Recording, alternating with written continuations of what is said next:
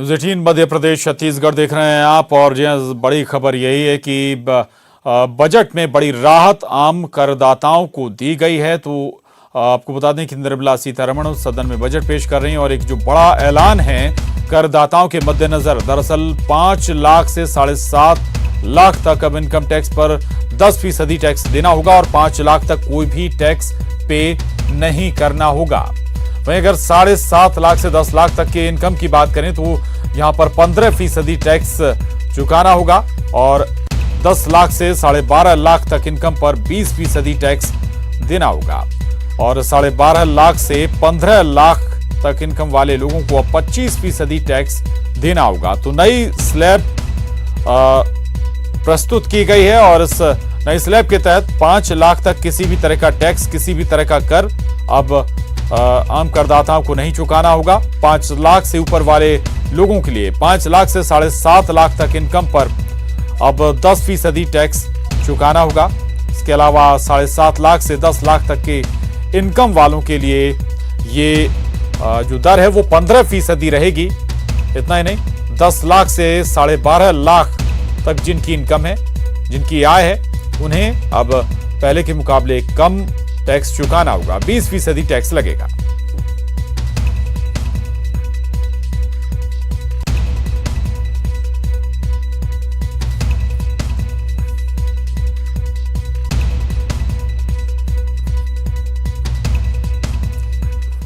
और अर्थशास्त्री आदित्य मानिया हमारे साथ जुड़ रहे हैं। बहुत स्वागत है आदित्य जी आपका। अब अलग अलग पहलुओं पर भी हम आपसे समझने की कोशिश करेंगे इस पूरे बजट को, लेकिन ओवरऑल इस बजट पर आपका क्या रिएक्शन, क्या सेंटिमेंट्स आपके?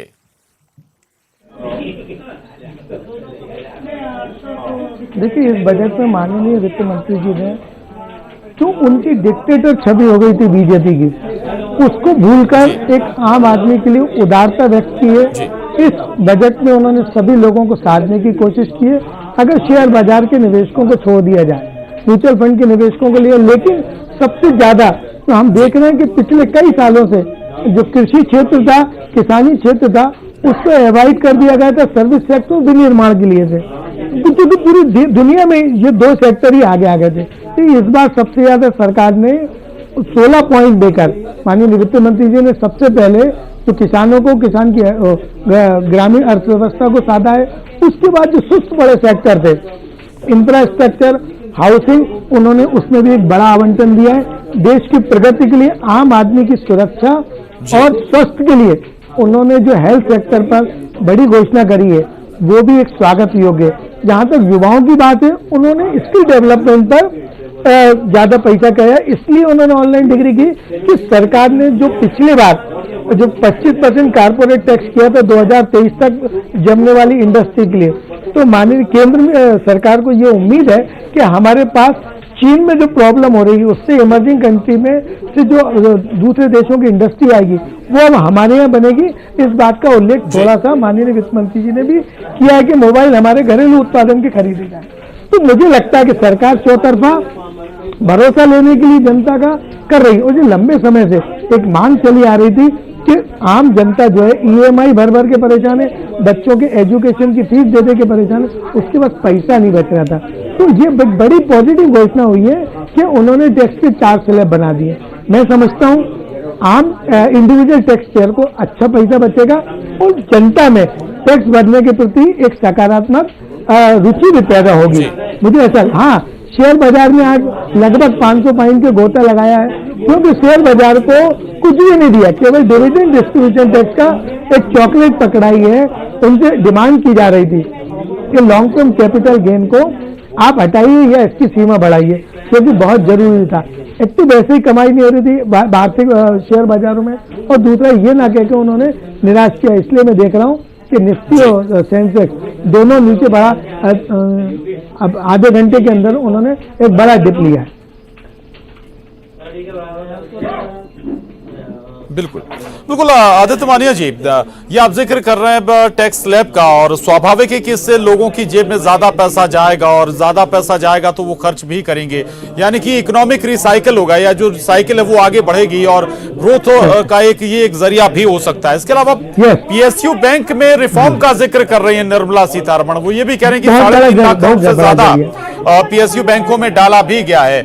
इसका जी जी जी, इसे कैसे देख रहे हैं आप? पूंजी डालिए। देखिए, इसको मैं ऐसे देख रहा हूं कि उन्होंने जो पूंजी डाली है, अब जो लोन की गुंजाइश है, जो डिस्बर्समेंट की गुंजाइश है, वो तेजी हम देख रहे हैं। पिछले 1 साल में बैंकों में डिपॉजिट बढ़ा है, लेकिन तो लोन नहीं दिया जा रहा है। क्या मुद्रा की बात करें, उन्होंने आंकड़े जरूर दिए हैं, डिस्बर्समेंट की जगह लोग क्या है, जो बैंक अधिकारी भी डर रहे हैं। तो 5 दिन पहले सरकार ने वो कानून भी ले आया कि इतने तक हमारी कोई जांच नहीं होगी, आप लोन बांटिए। सरकार चाहती है कि छोटे मंझोले उद्योगों को कम ब्याज पर लोन दिया जाए, जिससे हमारा घरेलू उत्पादन बढ़े और उनको प्रोडक्शन में सहूलियत आए। एक उन्होंने जो जिक्र किया है कि हम आईडीबीआई बैंक बेचेंगे, सरकार का एक ही बैंक था जो बहुत तेजी से नुकसान को कवर नहीं कर पा रहा था, अब उसमें डिसइन्वेस्टमेंट कर देंगे, और बाद में सरकार ने उसके साथ अलग डिसइन्वेस्टमेंट का ही बोला।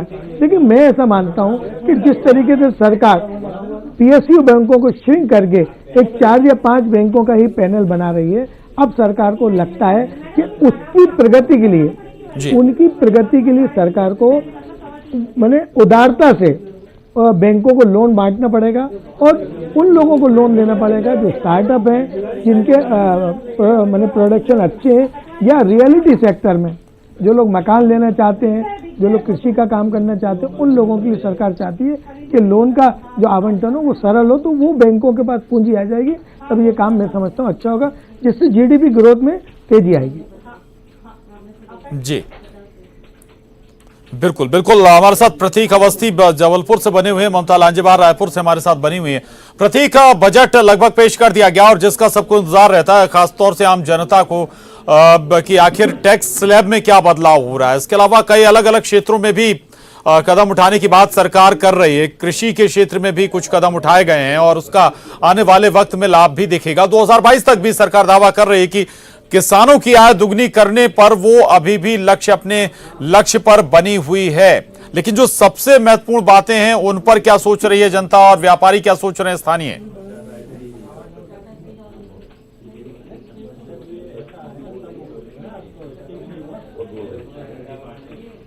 जिस प्रकार से वित्त मंत्री ने अपना एक डिटेल्ड बजट पेश किया है, तो क्या अच्छा रहा, क्या बुरा रहा, हमारे साथ जबलपुर चैंबर ऑफ कॉमर्स के तमाम जो पदाधिकारी हैं वो यहाँ पर शामिल हैं। हम उनसे शुरुआत करेंगे चर्चा की। सर, शॉर्ट में अगर हम समझें तो आपकी नजर में बजट कैसा है?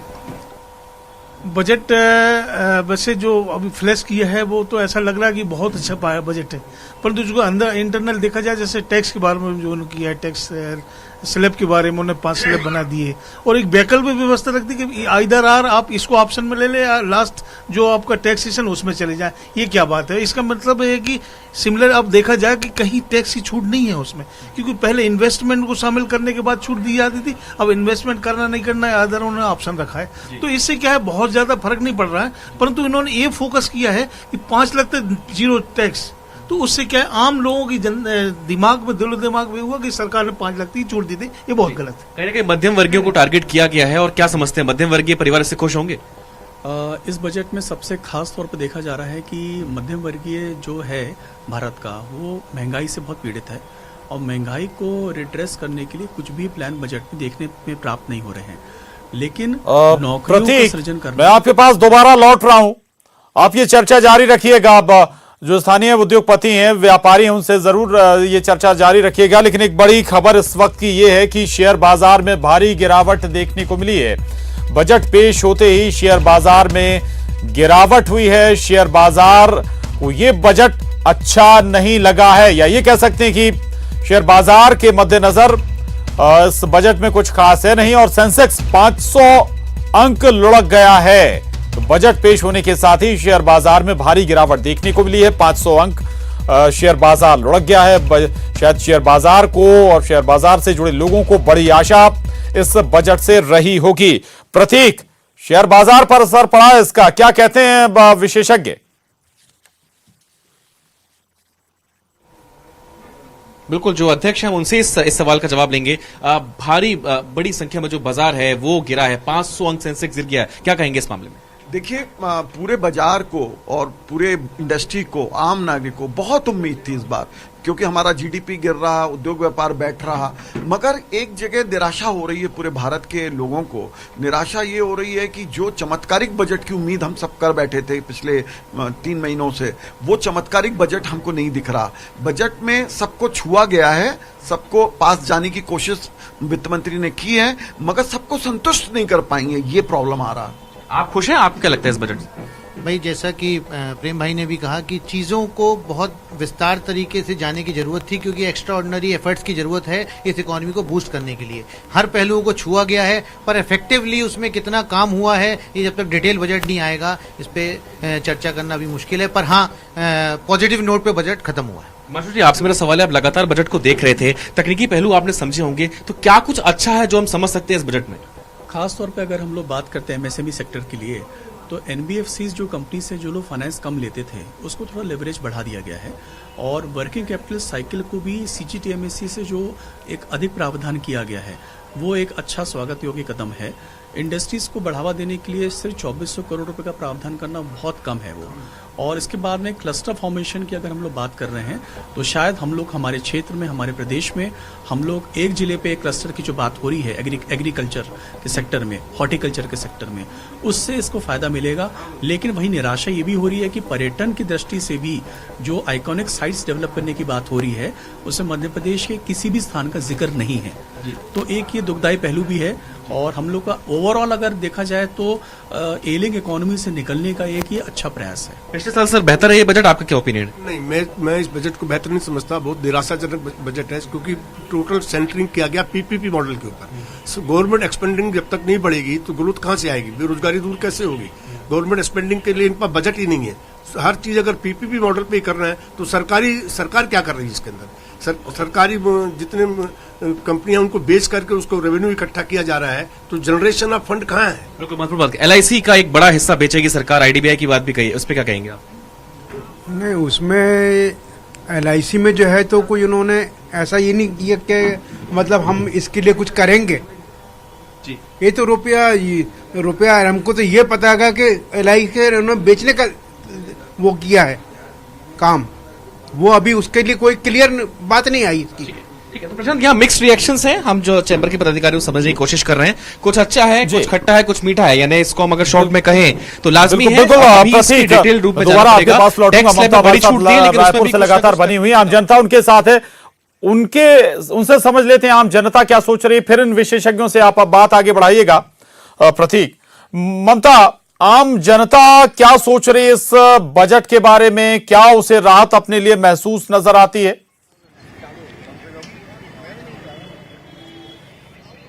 देखिए, आम लोग भी हमारे साथ मौजूद हैं, बैंक कर्मी भी मौजूद हैं जो हड़ताल पे हैं पिछले 2 दिनों से। उन्हीं से बात करते हैं कि ये जो बजट आया है क्या उनको राहत देने वाला है, आम लोगों के लिए बेनिफिशियल है या नहीं। सर, ये जो बजट है उसको किस तरह से देख रहे हैं?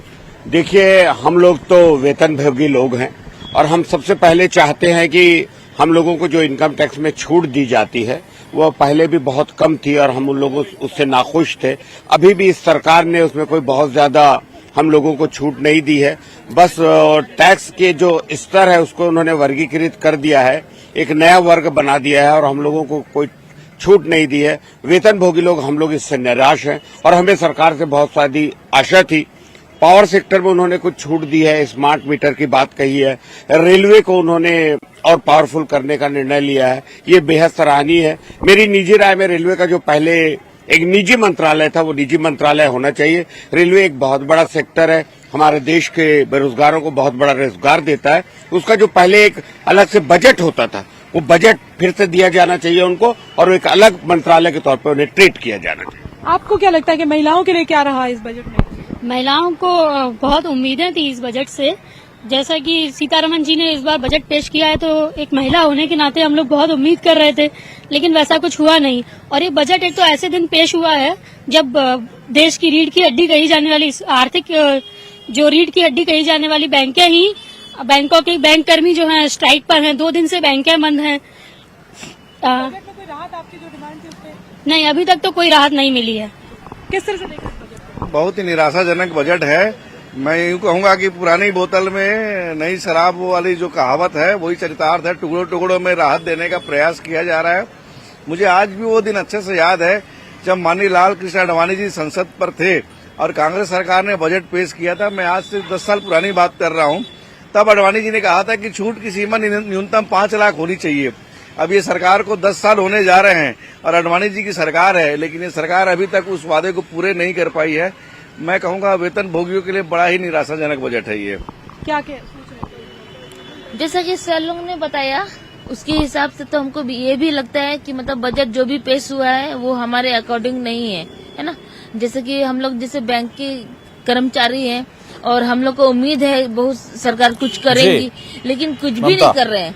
ये कहा गया है कि बैंकों में भर्ती के लिए नई एजेंसी वो होगी। आपको लगता है इससे राहत है? यूथ के लिए आपको क्या लगता है? आप यूथ नहीं, इससे ऐसे कुछ खास राहत नहीं है और जो बजट आई है वो बहुत ही निराशाजनक है और इससे मतलब जो वेतन भोगी हैं उनको किसी प्रकार से टैक्स स्लैब में छूट नहीं दी गई है। जो पुरानी शराब को नई बोतल में भर कर पेश किया गया है उसी प्रकार का ही है ये। 2022 तक के सरकार ने ठीक है ममता, किसानों की लोगों को लगता है कि कोई राहत दी नहीं गई है, बस स्लैब में बदलाव किया गया है, एक और नया जो कह सकते हैं स्लैब बना दिया गया है और उसमें जरूर वर्गीकरण किया गया है, यानी कि लोग बहुत ज्यादा खुश है। आपका वित्त मंत्री निर्मला सीतारमण ने सदन में बजट पेश कर दिया है और इस पर अब अलग अलग रिएक्शन आ रहे हैं। जहां अगर शेयर मार्केट की बात करें तो शेयर मार्केट लुढ़क गया है। 500 अंकों की गिरावट शेयर मार्केट में देखने को मिली है। कहा जा रहा है शेयर मार्केट के लिए कुछ खास है नहीं, लेकिन अलग अलग रिएक्शन इस पर आ रहे हैं। जो खुद कारोबारी हैं, अलग अलग सेक्टर से जुड़े हैं, वो भी अपनी इस पर राय रख रहे हैं। प्रतीक जबलपुर से बने हुए हैं, ममता रायपुर से हमारे साथ बनी हुई है। प्रतीक, अलग अलग सेक्टर से जुड़े लोग आपके साथ हैं, उनसे आप चर्चा कर रहे हैं, लेकिन एक सवाल जरूर रखिए कि एज अर्थशास्त्री हाल फिलहाल अगर कैसे देखेंगे बजट को, चूंकि कई सेक्टरों की अगर बात करें तो उसमें बेहतर सेंटिमेंट्स नजर भी आ रहे हैं। ऑटो सेक्टर है या दूसरे सेक्टर हैं, जो प्रोडक्शन है उसमें भी कुछ इस बार बेहतर हुआ है इस तिमाही में। तो क्या उस इकोनॉमी को बूस्टअप करने के लिहाज से इस बजट में कुछ है?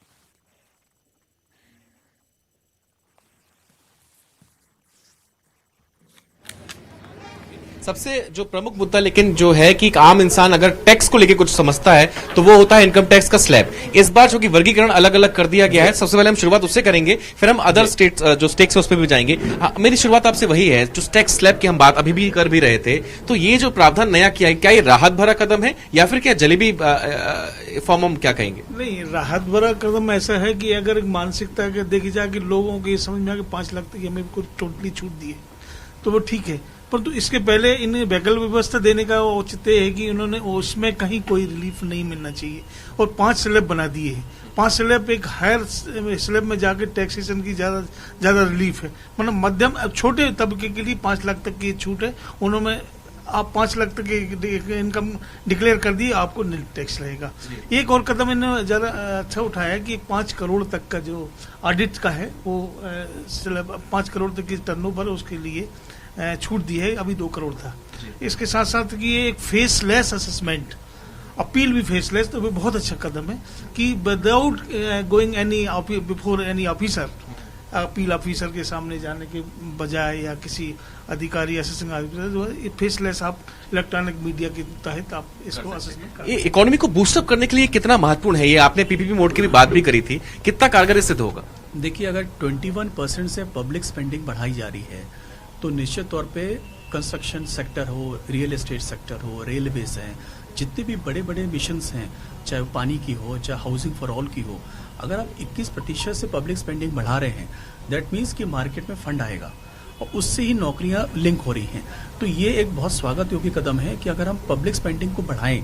Disinvestment of LIC is a part, सरकार को अपने हिस्से को IPO के माध्यम से वो लेके आएगी, दैट इज अ पार्ट। लेकिन ये आज देखने वाली बात ये है कि इस हालात में वित्त मंत्री ये नहीं करती तो क्या करती? आज इनके पास ऑप्शन ज्यादा अवेलेबल नहीं थे और पब्लिक स्पेंडिंग बढ़ाना बहुत निहायत बेशक इंपॉर्टेंट था, जो कि उन्होंने किया है और इससे इंडस्ट्रीज को, खास तौर पे कंस्ट्रक्शन सेक्टर को बहुत बूस्टअप मिलेगा। टैक्स कंसल्टेंट हमारे साथ हैं, उनकी राय बेहद महत्वपूर्ण हो जाती है। सर, आपने इसको देखा, आम लोग समझ सके बूस्टअप इकोनॉमी करने में कितना महत्वपूर्ण होगा और की हाईलाइट जो सबसे महत्वपूर्ण आपने अभी पाई इस बजट में? एक तो सबसे बड़ी चीज ये है कि थोड़ा सा समझ पाना इसलिए मुश्किल है कि वित्त मंत्री ने जो प्रावधान किए हैं कहीं ना कहीं उसमें और कॉम्प्लिकेशन कर दिए हैं। जैसे पब्लिक को इनकम टैक्स की रिलीफ की बात दी गई तो उसके साथ कंडीशन ये रखी कि आपको कोई एग्जेम्पशन नहीं मिलेगा। फिर साथ में ये भी बोला कि आप चाहें तो पुराने स्ट्रक्चर में भी जा सकते हैं, चाहे तो नए स्ट्रक्चर में भी आ सकते हैं। तो ये दोनों बातें कहीं ना कहीं एक आम आदमी के लिए तंग करने वाली बात है कि मैं पुराने स्ट्रक्चर में रहूं कि नए स्ट्रक्चर में रहूं। सिमिलरली जैसे जब बात करी उन्होंने कि लिमिट 1 करोड़ से 5 करोड़ ऑडिट की है तो उसमें कंडीशन ये रखी कि जिस व्यापारी का टर्नओवर 5% कैश में होगा सिर्फ वही उसमें जा सकता है। तो अब आप बात को समझिएगा कि प्रावधान किए गए हैं बट उसमें कंडीशंस लगाने से वो प्रावधान पूरी तरह से निभा नहीं पाएंगे और आम जनता के लिए समझ पाना मुश्किल है। जो अच्छी बात मैं समझता हूँ आम जनता के लिए की गई है वो बैंकिंग में जो हमारे डिपॉजिट का इंश्योरेंस 1 लाख रुपए तक होता था उसको बढ़ा के 5 लाख कर दिया। ये एक सबसे अच्छा है कि आज बैंक में हमारा पैसा है तो 5 लाख तक सुरक्षित। और वित्त मंत्री ने बड़े ठोस शब्दों में कहा कि बैंक में आपका पैसा पूर्णतः सुरक्षित है। ये एक अच्छी बात है। और दूसरी चीज क्रिमिनलाइजेशन के प्रावधान कंपनीज एक्ट इनकम टैक्स से बोले हम सब अलग करेंगे और इनकम टैक्स में जो टैक्स पेयर का चार्टर है वो इंक्लूड करना, जो टैक्स पेयर के अधिकार है वो टैक्स पेयर के हरासमेंट को रोकेगा। ये एक अच्छा कदम है। रिलीफ है लेकिन टर्म्स एंड कंडीशन अप्लाई, हम ऐसे इस तरीके से समझ सकते हैं। होटल व्यवसाय की आप जुड़े हुए हैं, क्या लगता है कितना दोनों boost तरह कर की सकता बातें है? हैं, दोनों तरह से इस बजट को देखा जा रहा है। माफी के साथ रोक रहा हूं प्रतीक आपको।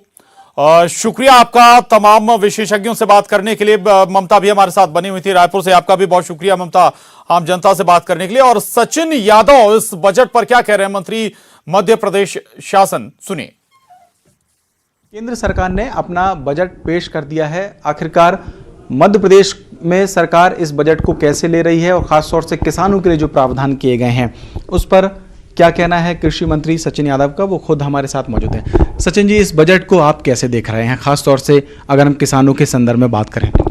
देखिए, मैं समझता हूँ केंद्र की सरकार की प्राथमिकता में हमारे मध्य प्रदेश का किसान नहीं है और हमारे देश का किसान नहीं है। और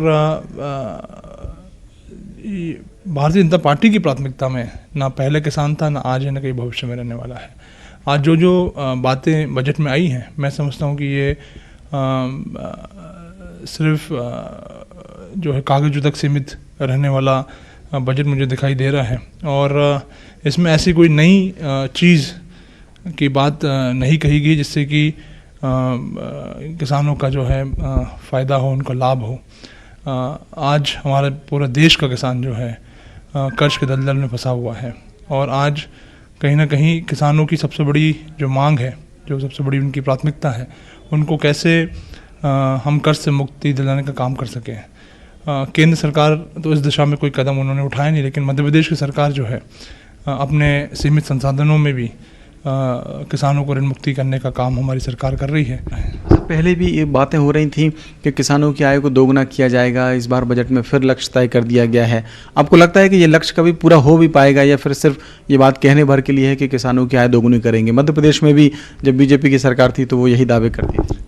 देखिए, मैंने पहले भी जैसे कहा कि सिर्फ कोरी घोषणाओं से काम नहीं होगा, इसका क्रियान्वयन किस प्रकार से होगा, इसके लिए क्या कार्य योजना जो बनाई गई है, इस प्रकार से कोई भी चर्चा जो है या कोई भी नई योजना का उसके अंदर जिक्र जो है अभी केंद्र के बजट में नहीं हमको देखने को मिला है। तो जिस प्रकार से इन्होंने किसानों को सपना दिखाया था कि 15 लाख रुपए उनके खाते में डालेंगे, तो आज तक जो है किसान अपने उस 15 लाख के रुपए का इंतज़ार कर रहा है। लेकिन